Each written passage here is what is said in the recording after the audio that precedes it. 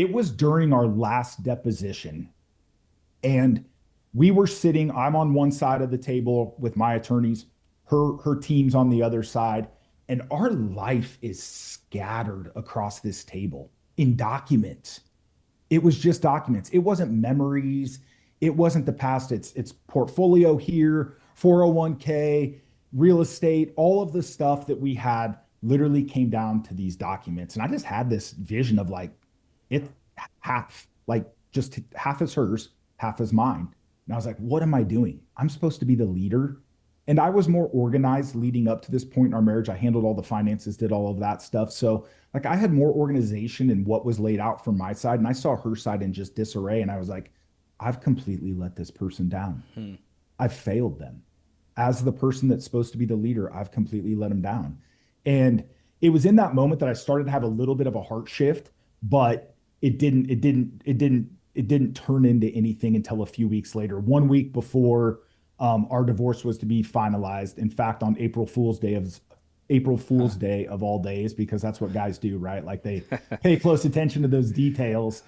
I called her up and I said, we need to have a This is the conversation. And Business of Advice podcast, where we help good advisors become great business owners. Hey everyone, welcome to a new episode of the Business Advice, where I am excited to be joined by a new friend that I have gotten to know over the past year through our connection with the High Capacity Leader Program we are both involved in with John Maxwell. Today I'm joined by Kevin Bailey. He is the powerhouse behind Reverence Restored.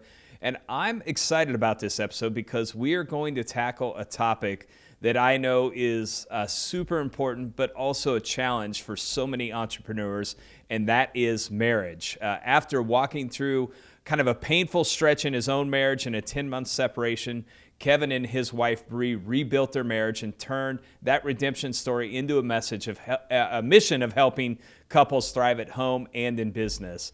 Kevin was a former Fortune 500 executive, but now coaches entrepreneurs on how to win at work without losing what matters most. So if you are a driven business owner that's trying to lead well at work and at home, this one is for you. Kevin, my friend, welcome to the Business of Advice.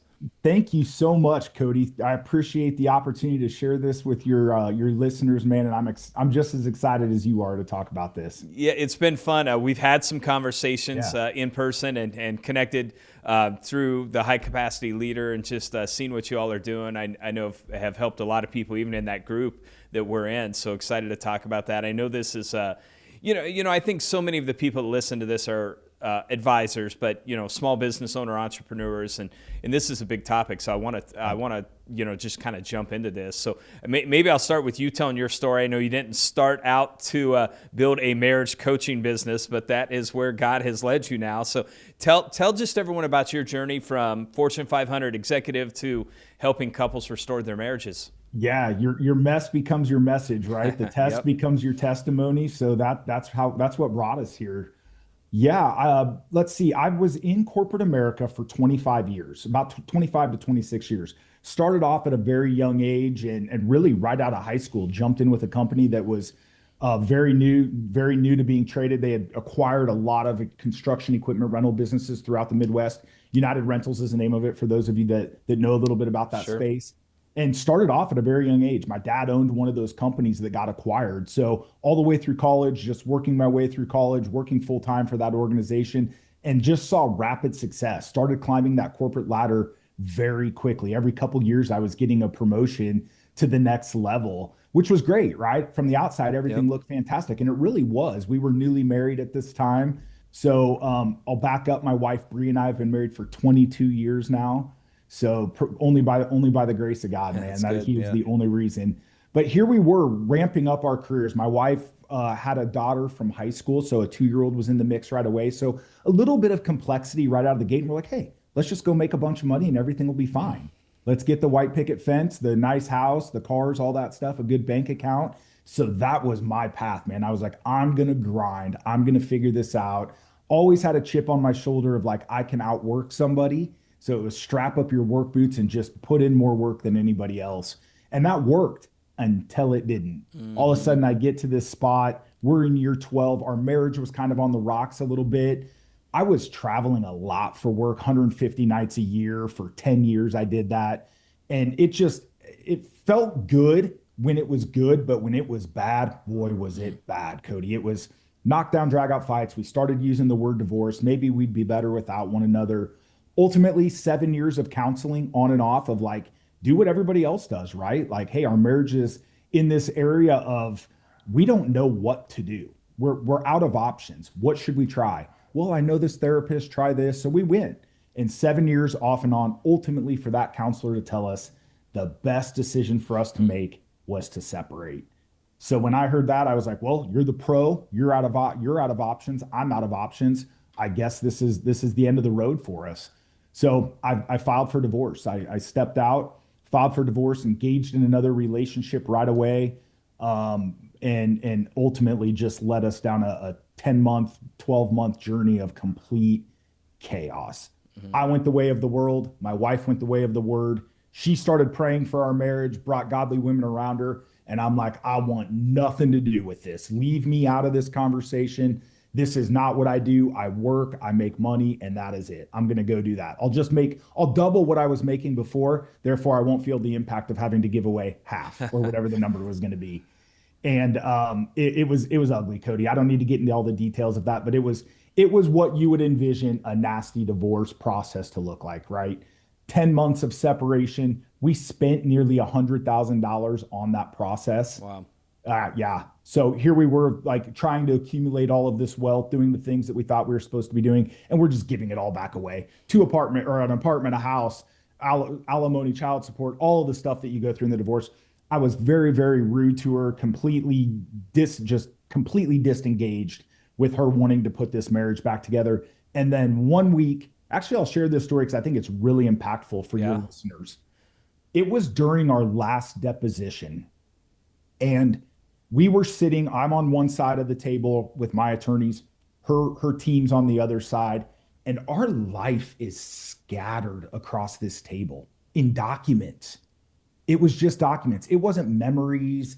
It wasn't the past. It's portfolio here, 401k, real estate, all of the stuff that we had literally came down to these documents. And I just had this vision of like, it half, like just half is hers, half is mine. And I was like, what am I doing? I'm supposed to be the leader. And I was more organized leading up to this point in our marriage. I handled all the finances, did all of that stuff. So like I had more organization in what was laid out from my side. And I saw her side in just disarray. And I was like, I've completely let this person down. I've failed them. As the person that's supposed to be the leader, I've completely let them down. And it was in that moment that I started to have a little bit of a heart shift, but it didn't turn into anything until a few weeks later. 1 week before our divorce was to be finalized. In fact, on April Fool's Day of all days, because that's what guys do, right? Like they pay close attention to those details. I called her up and I said, we need to have a conversation. And she thought I was calling her to say that as soon as our divorce was finalized, I was going to pursue this relationship to the next level. And I just sat across the table from her at a Panera Bread, Cody, and I said, I'm so sorry for the pain that I've caused our family. And her first words were, I forgive you. And I want to put this marriage back together, but I'm only going to do it if we do it the right way, by placing God at the center of it. And I was like, I don't even know what that looks like. I don't know what that means, but there's nobody else I'd rather go on this journey with than you. And that really started our reconciliation process. That's cool. So I ask you a few questions around that. Yeah. Great story. And I know you've helped so many other people too through this, but like, I know forgiveness, you just said that was central to really rebuilding your marriage. How do you help couples?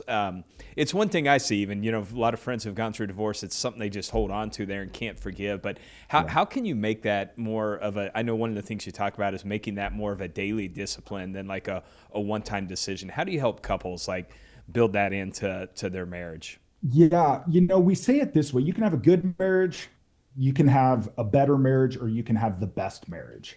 And the best marriages are the ones where we really place God at the center. But I don't know how to do forgiveness without that, Cody, to be honest.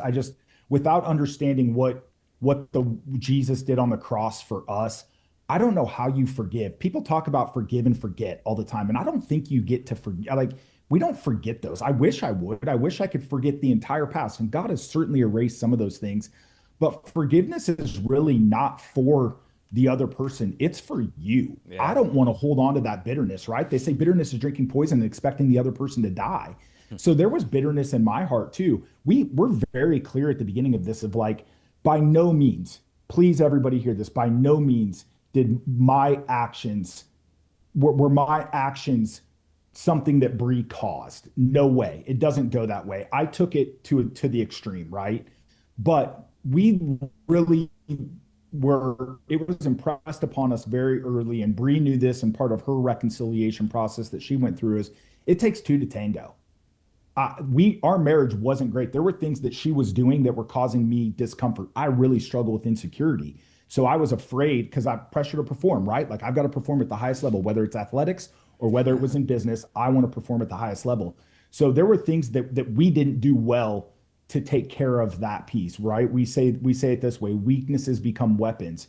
So in order to get to this full forgiveness thing is you've got to be fully transparent, fully open, raw and real with the ugliest stuff in your life, the things that you struggle with within your soul, and then trust and allow that other person to really minister to you through those moments, whether it's your bride speaking encouragement, building you up in the seasons of stressed out at work, got a lot going on. Let me take a few things off of your plate so you can focus on this. And then vice versa of Bree being overwhelmed with kids and life and women thinking about things far more frequently than we do as men. We say it this way, men have brains like waffles, women have brains like spaghetti. All of this stuff is going on in their minds. So in order to get to true forgiveness, you've just got to open that thing fully open and say, we've got two suitcases full of junk. Let's put it all on the table and let's start working with one another so that our team can be better overall. That's good. A lot of people probably have gone through something like this, but you actually took that and now have turned it into what I would say is kind of calling and built this Reverence Restored. What led you to want to build basically a marriage coaching and counseling organization? Yeah, we went through. So after our reconciliation, we talk about it like there's 4 R's that you go through, which is the progressional path. There's the reconciliation, which is the decision to say, you know what, we're going to put this relationship back together. I don't know what it's going to look like, but we're both committed to it. The next step is repair. The step after that is really the restoration piece. And then the final step is when we get to see the rewards of all of this. So those 4 R's are the phases that we go through. During our reconciliation process, it was really tough. It was a 2-year journey for us to fully reconcile and figure out what this was going to look like. One of the biggest mistakes that I made was I didn't burn all the ships. I kept some lines of communication open. I was still in my apartment for a period of time, right? I've got a lease. Why would we pay for this lease over here if like I might as well live there? And I just didn't burn the ships. So one of the things we do is we really talk to people about burning the ships, but ultimately, we go on this 2-year journey to learn how to reconcile our marriage, and we're in the repair process towards the back half of this. And then there was this moment in December of 2018. So we reconciled in it would have been April of 2016. Okay. In December of 2018, I had this moment of like, I've got to fully surrender everything. I've got to lay it all out. And so when I did that, we really started to see the up and to the right momentum. But we ended up in marriage ministry for a couple of years after that, full-blown marriage ministry. And that was phenomenal. Loved it. Had learned so much, got to work with amazing people, got to see transformation taking place in other people's marriages, and really got to become equipped of what it looked like to lead other people towards hope in a hopelessness season. So we did that for a couple of years. And then in 2020, we launched Reverence Restored, really because I was like, man, there's so many people that are the person or the couple that we were leading up to this. If we can help one to not have to go through what we just had to go through, would it be worth it? And we both looked at one another and were like, yes.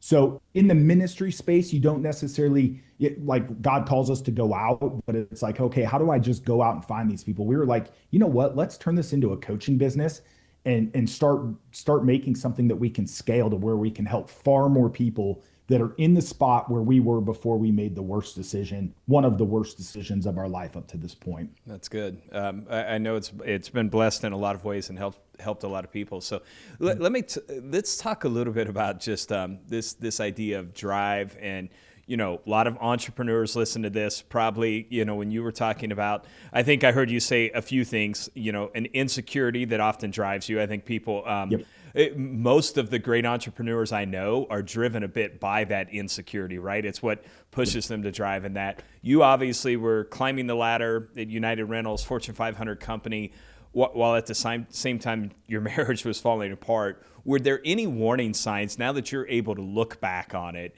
Were there some warning signs you saw in your business success that was causing that issue at home, or that I would say another way was coming at a really high price? Yeah, for sure. Long before the infidelity with another person happened, there was already infidelity with my work. I was married to my job.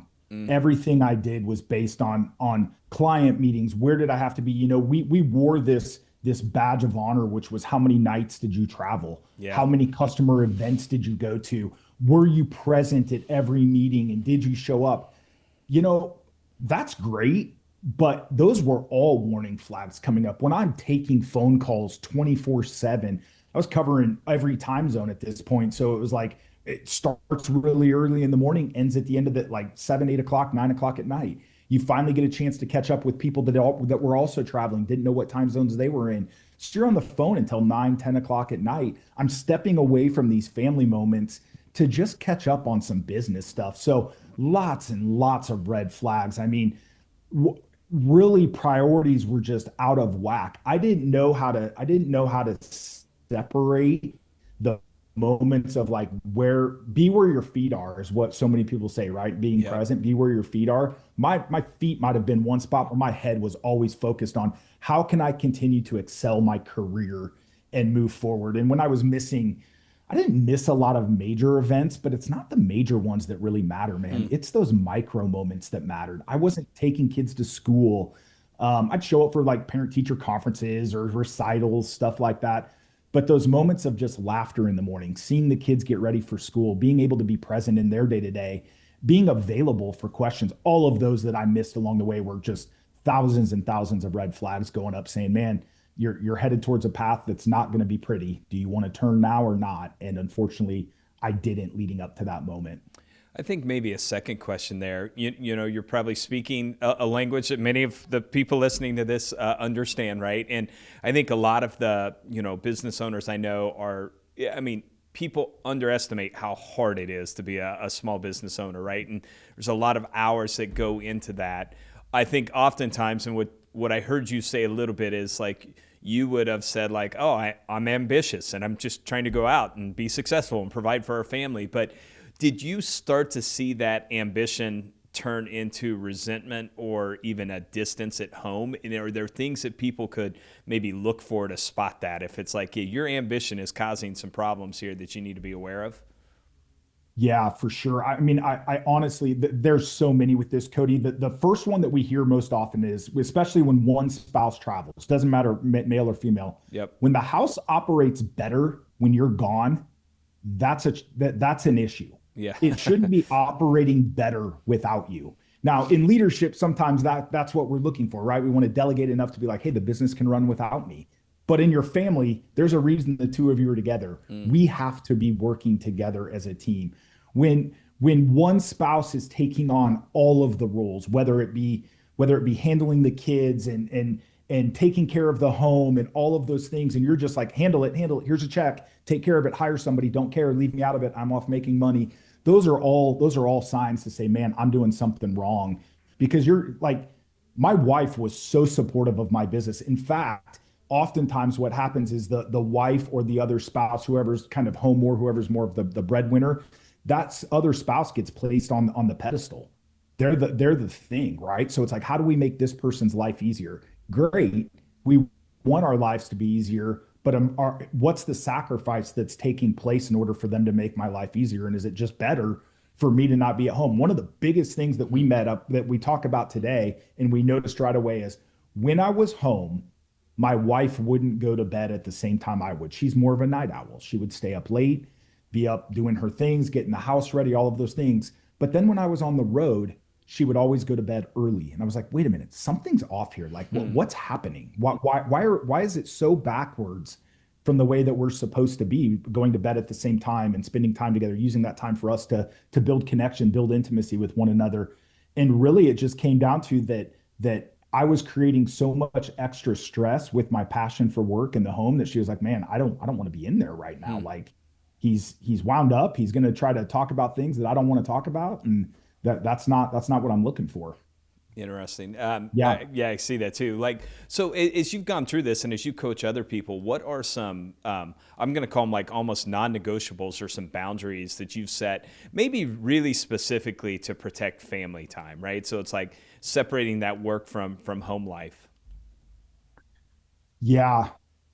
So boundaries, guardrails, there's a difference between boundaries and guardrails and like fidelity fences. Fidelity fences are things that we put into our life to make sure that we're both just walking the path that we're supposed to so that we can avoid stepping outside of our marriage. I'll speak to guardrails and boundaries first because I think that applies. Yep. One of the things that I did very early on was I bought a separate phone because the phone was a major challenge for me. I was always on my phone. And a lot of that was business, but some of it was also connecting with buddies, texting back and forth, stuff like that, fantasy football, all of the things that we do in our life, all of the hobbies, right? This amazing thing carries our whole life in it. So I bought a separate phone. One of them was a work phone, the other one was a personal phone. My family knew that if I was on my work phone, that was probably something that was extremely important as I started to prioritize my life.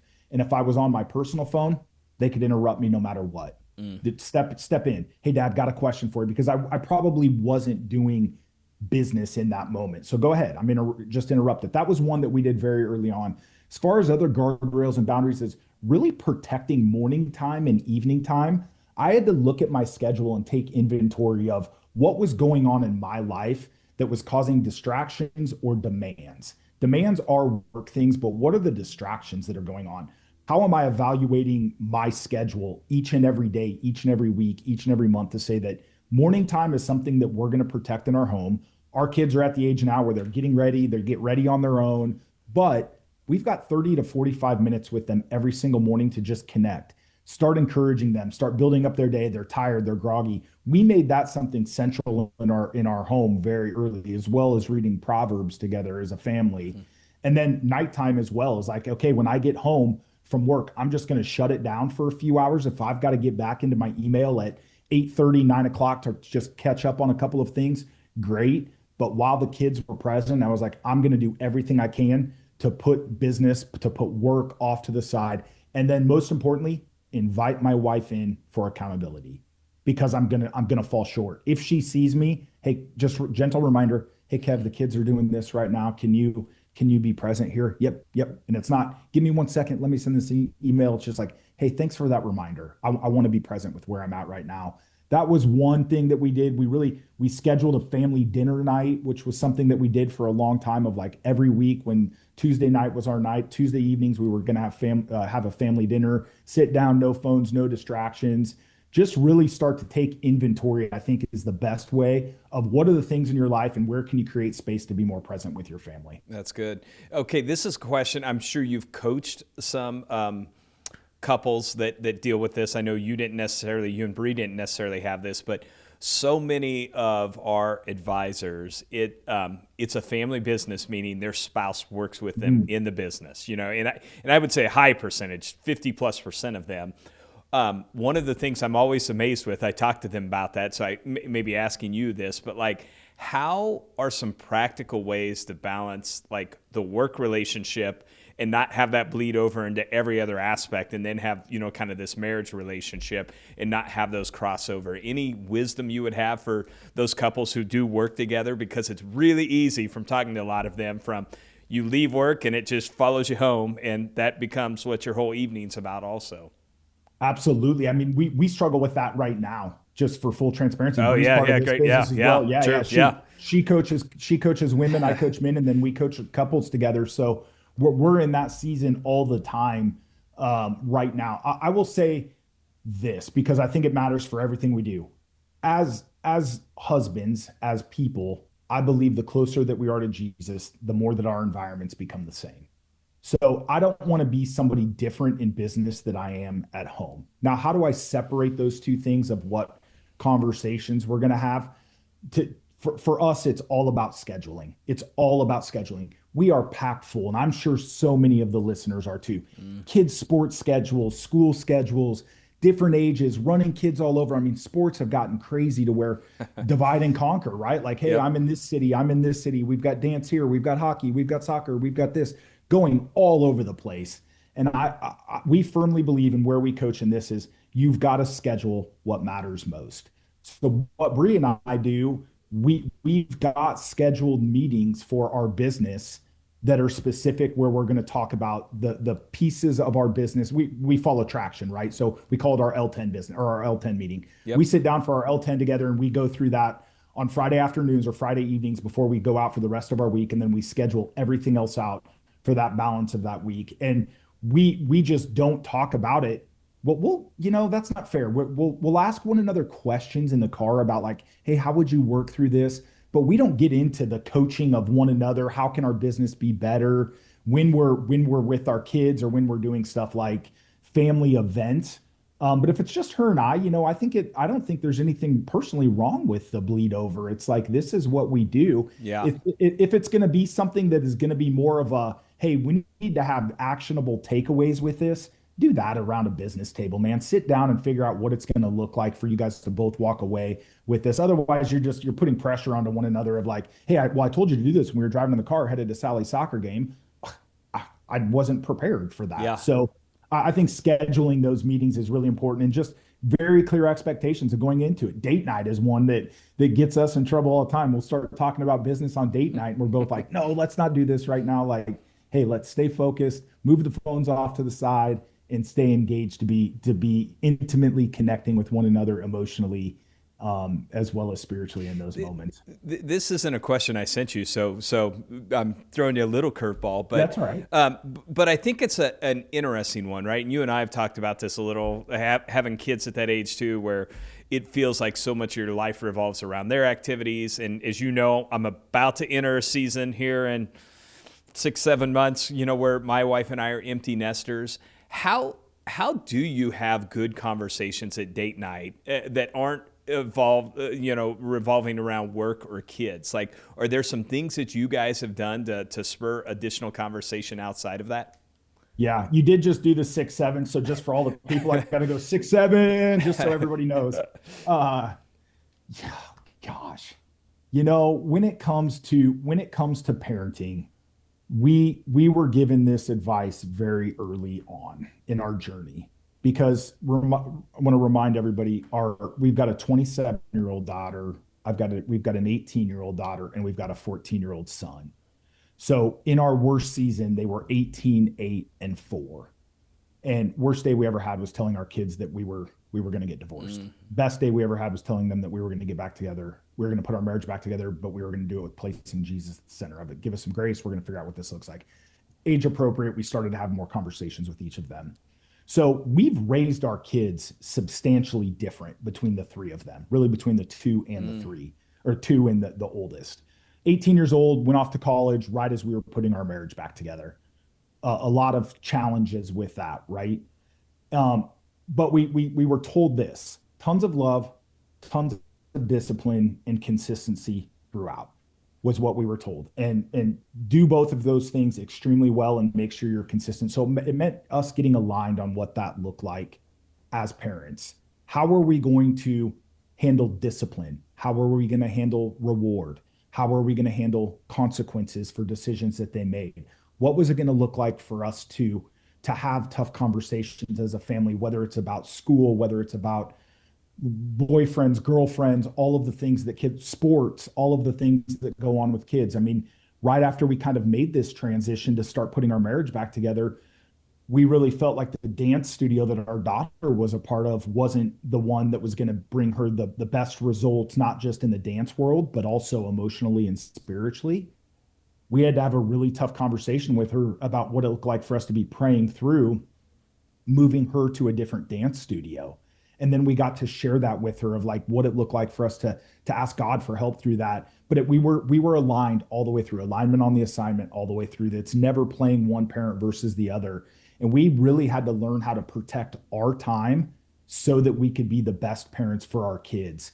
When we would do trips together, just her and I, she traveled with me a lot for work towards the back half. It would be, hey, mom and dad are going to step away for a few days. This is why. because when we get better, the whole family gets better. We're going to go work on our marriage so that we can be the best parents for you guys. And we were just very clear about some of these non-negotiables. Mom gets first hug and kiss when I came in the door. I'm going to check in on mom first before I check in with kids. And it would not be rude. It would just be like, give me a minute. And they just slowly learned over time, like, I'm going to wait for dad to go give mom a hug. And as soon as he does, and I'm going to jump in his arms. We just saw that start to bear fruit because of the way that we were taught how to handle those situations. And then as the kids have gotten older, Cody, man, it's so cool to see that oftentimes what we teach, we like one of the things we share with everybody is if you get your marriage aligned, your kid, that's the best thing you can do for your kids. Your kids will bear the fruit from this. It hands down, knowing that your mom and dad are the safest spot that you can go and they're connected. We've seen it time after time after time after time. Kids will always thrive when you're in that season. I believe it helps with mental health, with anxiety, with fear, all of the things that kids are faced with these days. And we just made it very clear that we were going to focus 100% on us being in total alignment on every assignment that we had in front of us. And part of that was like me just learning how to control my tone when I stepped into conversations. Because as you can probably tell, I'm very passionate about a lot of stuff. My tone was something I had to learn how to do different with my kids and really come down to their level, meet them where they were at. And by doing that, we've seen fruit, abundant fruit in everything that we've done in our lives because of that decision. It's good. Part of why Hopefully I wanted to have, answered. yeah, and part of why I wanted to have you on too is like as we were talking about that. I think healthy marriages have just such a compounding effect in so many other areas. From business to family, kids, generational. So it goes both ways, right? I mean, there's the ripple effect either direction. The catastrophic effect of going through the toughest seasons of marriage will have an impact on your business, but then also that compound interest effect of if we get this right, business just gets easier and it continues to grow and we're aligned no matter what. So it goes both ways. So this will be a little different question, but maybe more about like leadership. So as you went through something like having to rebuild your marriage, did that experience like reshape your approach to leading people at work and how you handled like tough situations at work? And maybe what lessons did you learn going through that? Absolutely. It's something that nobody really prepared me for. Nobody shared that part with me, right? I came from a background of where I led many people. I mean, at one point I had 2,500 sales reps reporting up through my channels. So I wasn't prepared for that. I just was totally focused on let's get my marriage right. And then slowly as I started to learn this new language, we talk about it now of like, we're putting a new operating system in for your marriage. And when you put a new operating system in, think about like the new hardware, the new software interface changes, outputs change, everything starts to change when we get this new operating system. Ultimately, what it should do is make us better, make us more effective, make us more efficient in our operations. Great. How does it do that? Well, one, we've got to make sure that we're putting good stuff in. So as I started to bring more good into my life around this area of leading well at home, being the pastor of my wife's heart, the protector of her mind, the provider of stability, I'm going to share really quick just the framework of what I do because I think it helps, and I'll explain why. The framework of when I coach men is pastor of your wife's heart, protector of her mind, provider of stability. That's the foundation to which we lay. That is all below surface. So when you think about a foundation, that's the part you don't necessarily see unless it's a walkout or something like that, has a basement, but that's the foundation. And that's all below surface. So that's really your work, what you do to learn how to be the pastor of your wife's heart, the protector of her mind, the provider of stability. Then the 5 pillars that we start to build up is who's giving me vision, who's getting my best, who's going to battle with me, will I be ready when it matters most, and will my legacy last? What I found as I started to use this framework to restore my marriage was that it was copy and paste in every other area of my life. I could pick that up and I could put it into business. It starts with vision. Where there's no vision, the people will perish. Who's going to get my best from this business? Well, one, I want God to get the best from it because he's this real CEO. He's the architect of this thing.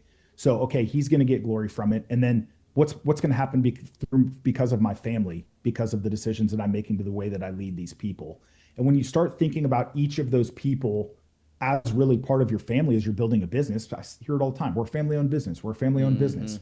We really like work-life balance. Those things matter. Well, do they? Like, what's your expectation of everybody if that stuff truly matters for them? So as a leader, Who are we bringing around us? Pillar number 3 of who's going to battle with me? What type of people was I bringing around me? In my prior career, it was all people just like me. Go. Don't care what the result is. Travel however many nights a year. Your family gets the leftovers of you. Yeah, they get the financial reward of everything you're doing. But are they part of your team? Would you invite them to a meeting with you? Would you invite them to an event with you? Or is it like, nah, they're over here. This is what they do. Are we inviting them in? So what kind of people are we putting around us? And then will I be ready when it matters most? I don't know what's going to happen with my marriage tomorrow. I don't know if we're going to be faced with an emotional attack, if we're going to be faced with a spiritual attack, if one of us is going to come down with a diagnosis that was unexpected. How do we handle that moment? Same thing in business. Hey, I don't know if the market's going to crash tomorrow. I don't know what interest rates are going to do. I don't know what's going to happen with this tax relief bill. I don't know what's going to happen over here. But when they come, what's our team doing? Do we rally around one another and do we lift one another up? Do we look for the solution, not create more problems? Then ultimately, if we're doing those things, will my legacy last? So this framework really became copy, cut, and paste in every other aspect of my life. And I just saw it happen.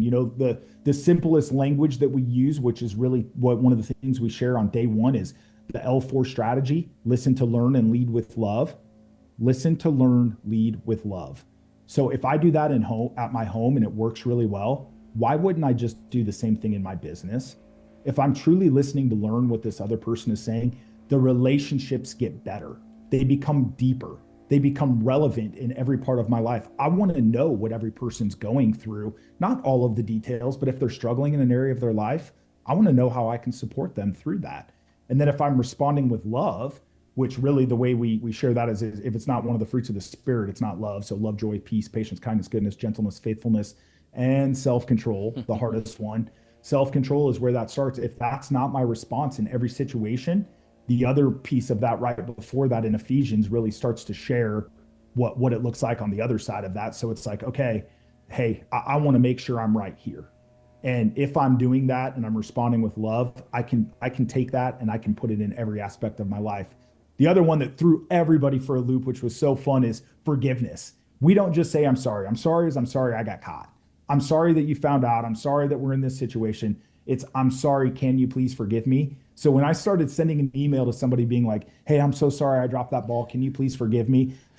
Like, I never got a response. Nobody would respond. It completely changed the temperature of the conversation, but that's good because the forgiveness wasn't for them. It was for me. I was saying, I'm sorry, owning it.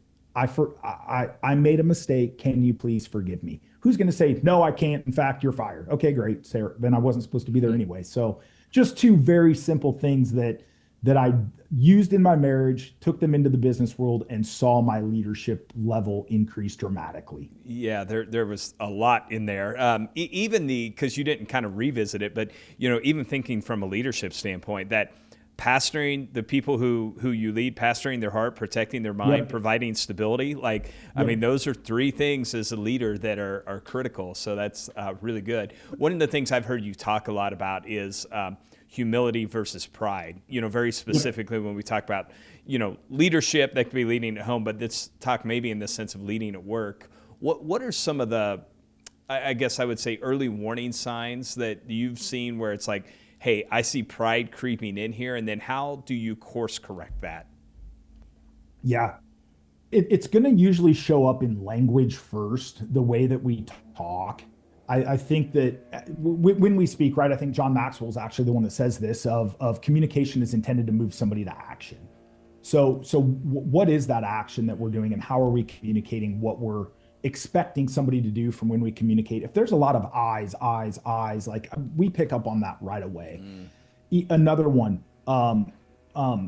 my kids, if it's just one spouse, my daughter versus our kids, our kids. And the way that we speak, you start to see these kind of prideful things that take place, the inability to ask for forgiveness, the inability to control your tone. When we talk about provider of stability, for so long, provision for me was about the things I could accumulate. Yep. Legacy was about the things I could accumulate, not the culture that I was creating within my home. So providing stability is showing up in every moment and saying, okay, are the people that are involved with this gonna step away in a better spot than they were when they came in? And if I'm looking to win or looking to be right, the marriage is going to lose. So is the business. So is Hmm. every other area of our life. So what am I doing to bring solutions that make everybody walk away feeling like, man, we just got better because of this? If that's not the output of what's taking place, more than likely you've got pride and the lack of humility taking place within the conversation. Going back to that, listen to learn every moment. I mean, I ran with the open door policy for so long, but it wasn't an open door. I mean, if I was busy, I'm on my phone. Hey, give me a minute. Yeah, okay, hurry up, get out of here. Now it's like, hey, let's just put everything off to the side. What's going on? How can I help? What do you need from me? How can I help you with this after the fact? So really just being that, having that servant mindset versus serving me is really where you can start to see the temperature change regarding humility in your life. Yeah, I think the stability is such a huge one. It's one of the things Dave and I talk about here is like as the leader, like people need to know what to expect from people, right? And Yeah. if there's volatility, that's tough. And one thing I like to say is like, as the leader, you should be the most emotionally mature person in the room at all times, right? People have to know what they're going to get and what they can count on there. And it's probably one of the biggest leadership mistakes made, I feel like I Yeah. see is like this volatility in there. So really love that idea of it. Yep. So what I'm going to ask a few maybe questions and we'll move into this lightning round here at the end. But like, what are, you coach so many people. I know you coach a lot of entrepreneurs and executives, but what are the top marriage mistakes that you see most often? And then any suggestions on how to avoid them? And maybe Yeah. just a couple, you don't have to go through all of them, but just a couple that you see that are probably the most common. Yeah, I think really, Cody, the best way to think about this is when two people show up to get married, you both have a suitcase. Each suitcase is filled with your entire past. We may have shared things that took place, and the way that I think about this is the shirt that I had on when a teacher told me you're never going to amount to anything. That I wore that shirt, right? Well, I packed it up in my suitcase. Well, we ended up getting married, and we both had a person that broke up with us right in high school, a relationship that was never going to matter anyway, broke up with you and it hurt. All of the past, all of the trauma, all of the pain, all of the wins are in there as well. The wins we typically celebrate, but the pain we don't. So when we get married, we take those suitcases and we just throw them up onto the bed, and all of the clothes fall out. My clothes, my spouse's clothes. Over time, those things are laying kind of flat. But as we start to kind of roll over in the middle of the night, we're like, ooh, what my spouse said, that hurt. Like, man, that felt like when that teacher told me that I was never going to amount to anything. This past pain, traumas, triggers, things that have happened before, most of the time when couples get married, we don't empty out that suitcase before we hit the altar. So these things are going to come up. And when they come up in year one, in year three, in year five, in year seven, in year 12, in year 25, you see two demographics right now that are divorcing at the fastest rate. Women in the premenopause or menopause phase, and also just baby boomers that are kind of at the back half of their life saying, man, I've already made it.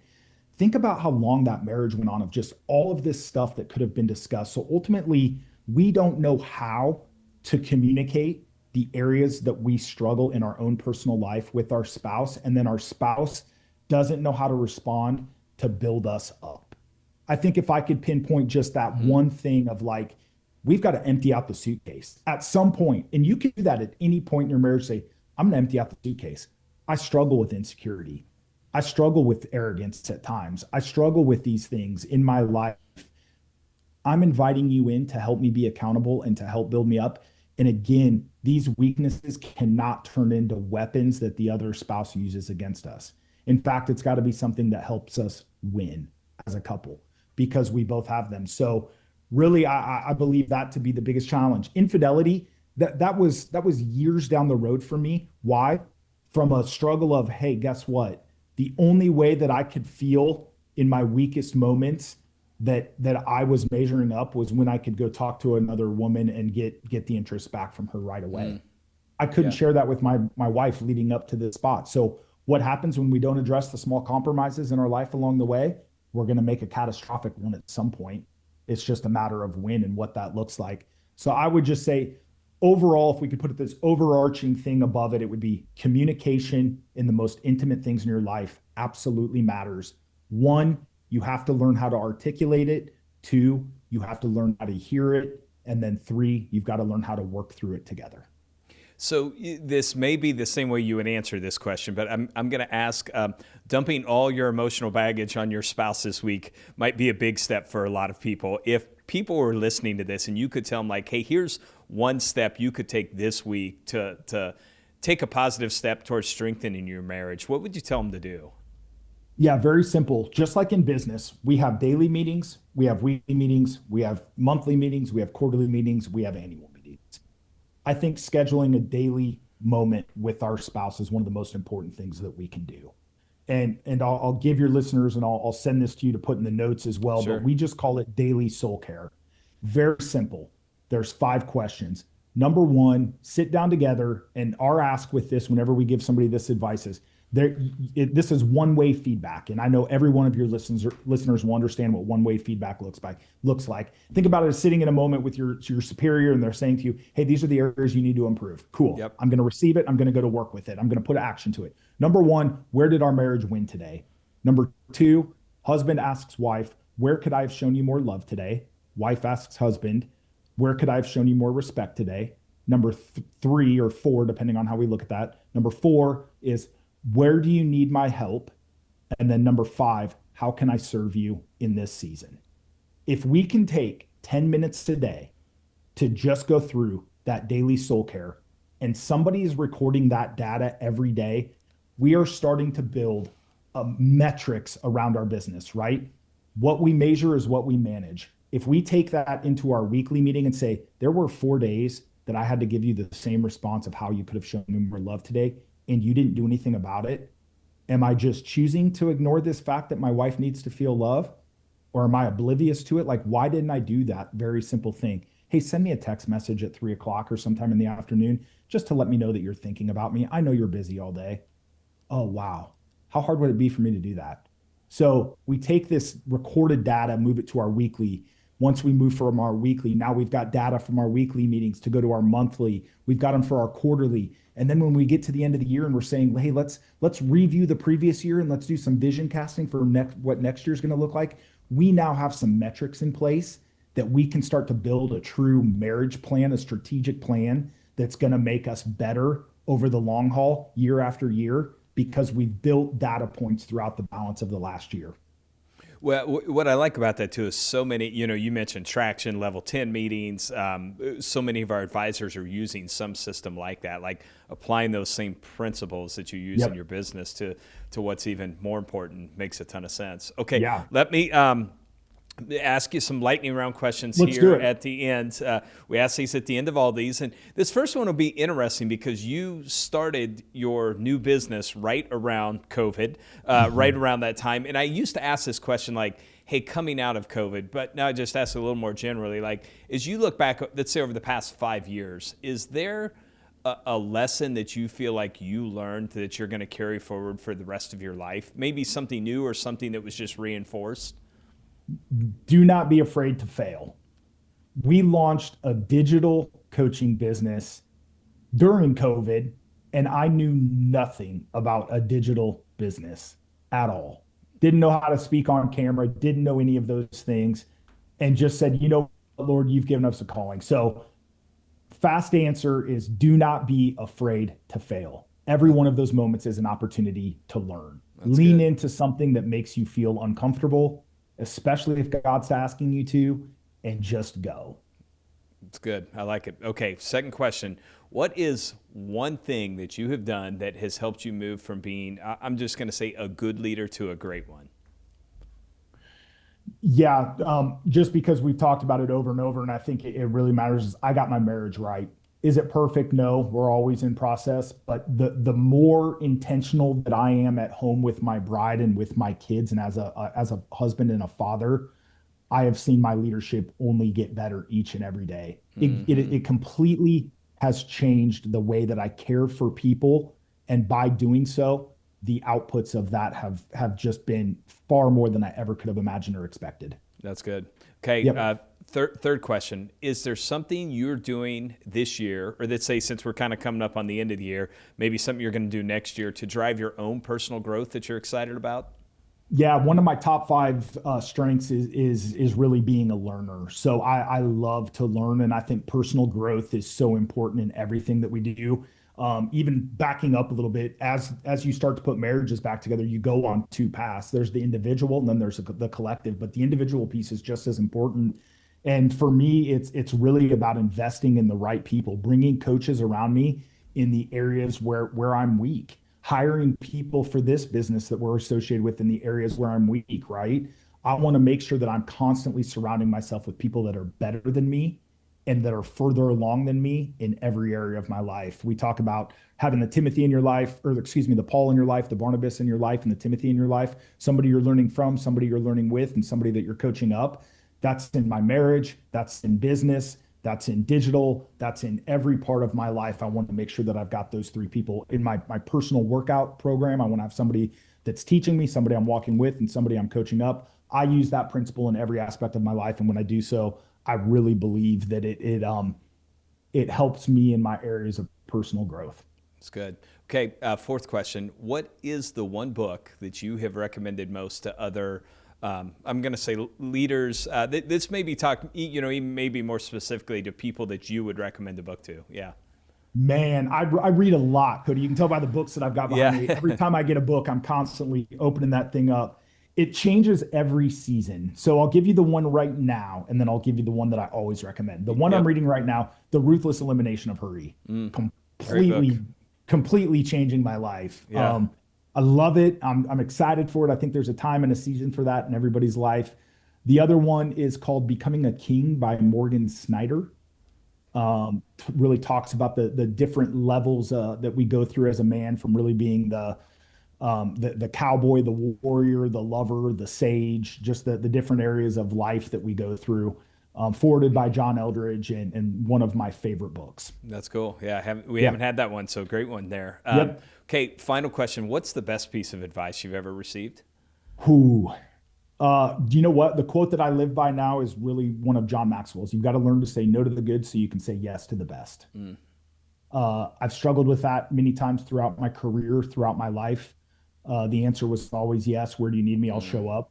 And I've really had to step back, and I've actually built a filter that I run every decision through in order for me to say no to the good so that I can say yes to the best. That's good. Great advice, stand on. Kevin, I appreciate your time on this podcast. It's been great to get to know you. Yes. I know we're going to be together in a few weeks, so looking forward to that too.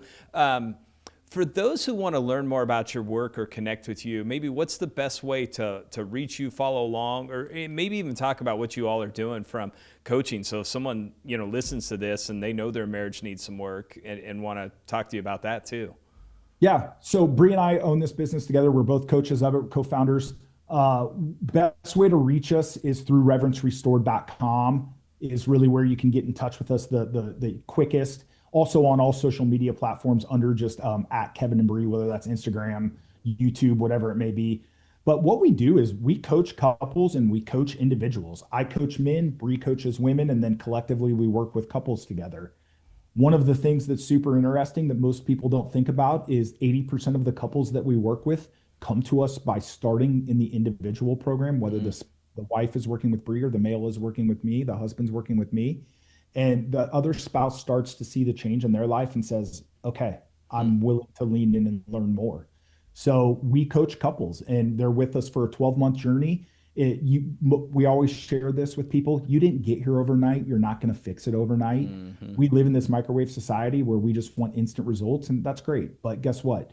It's going to take some time. And if you can trust somebody, whether that's us or somebody else, and if we're not the best fit, and we say that to everybody, it's like, hey, our personalities may not vibe with one another, but don't let that stop you from continuing to grow. Go find somebody else and reach out to us, and we'll plug you in with somebody that will. Yeah. We've got a lot of great relationships in this space as well. So if we're not the best fit, don't think of this as like, this is your opportunity to say, hey, I don't know anybody else in this space, but I want to reach out and I want to get help. We'd love to connect with you, but if we're not the best fit, we're going to find somebody that is. Well, I think your message is so important right now, right? See so many marriages that are struggling or falling apart, and I just think Yeah. I see so many people work so hard and then lose some of the most important things in their life. And I know I'm always supposed to say this at the end, like, hey, go share this episode, but this is one that I really feel like if you're listening to this and either you know someone whose marriage is struggling, make sure you do share this with them, because I think that's the most powerful thing that you could do to help someone right now. So Yep. Kevin, my man, I enjoyed it. Thank you so much for sharing with our audience, and hopefully those who do need some help will reach out to you. Yeah, thanks, Cody. Thanks so much. I'll say this just really quick for everybody listening, man. You guys, it's never too late for a fresh start. There's too much on the line. The stakes are too great to hesitate. It is never too late for a fresh start in your marriage. Great way to end. Thank you, Kevin. Thanks, Cody.